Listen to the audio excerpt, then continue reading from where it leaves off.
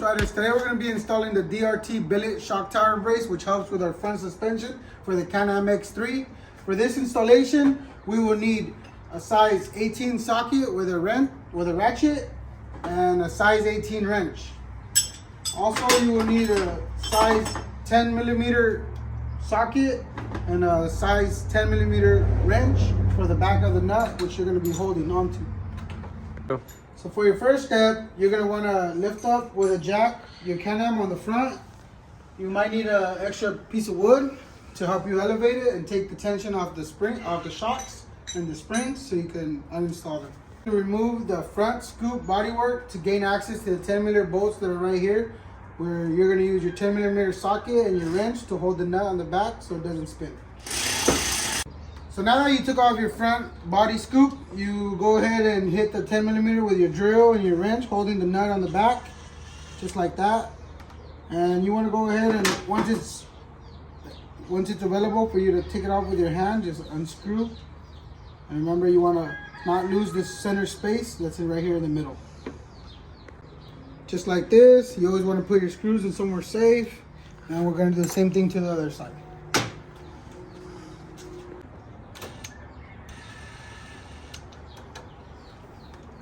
Once it's loose enough for you to grab it with your hand, just go ahead so you don't lose no bolts.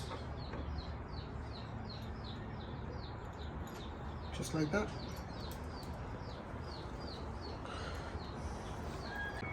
Now that you have removed your two 10 millimeter bolts, you go ahead and grab your wrench, put it in the back on this nut, then your socket is going to go in the front, just like that. And you can go ahead and start loosening it up slowly, as you can see.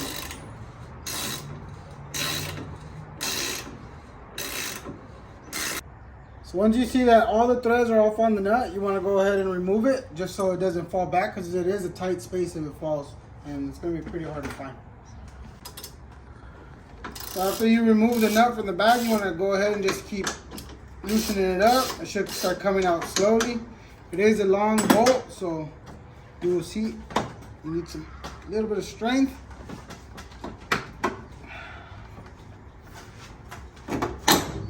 Just like that.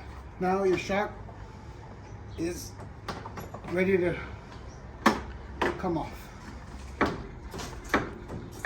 Now you will repeat the same process for the other side, just like this.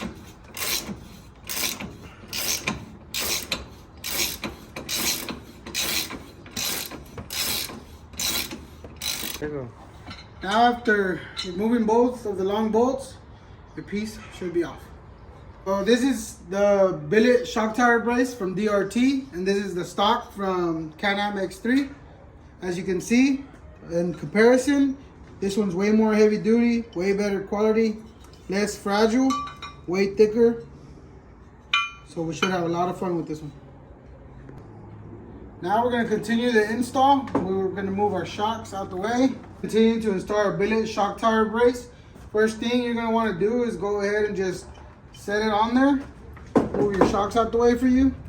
Set it on there. Just go ahead and put your 10 millimeters in. As such. And then just hand tighten them. Don't fully install them yet, because you will need the play on there so you can adjust it and move it to your liking. Now you just want to grab your shock, align it to the hole, grab your big nut or your big bolt and align them just like that. You want to make sure it goes all the way in.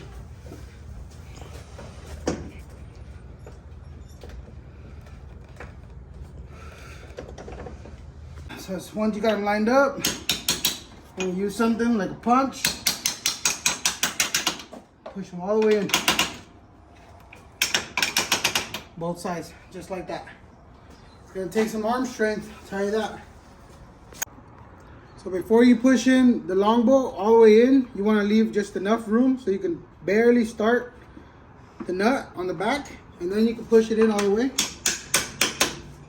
just like that. And just keep going with your hand, because you do not want to cross thread any threads. Now we repeat the process on the other side. Careful not to lose that nut. just like that. Now after you fully tie your 10 millimeters and your 18s, your billet shock tower brace should be fully installed. Now for the hardest part, installing your front scoop hub.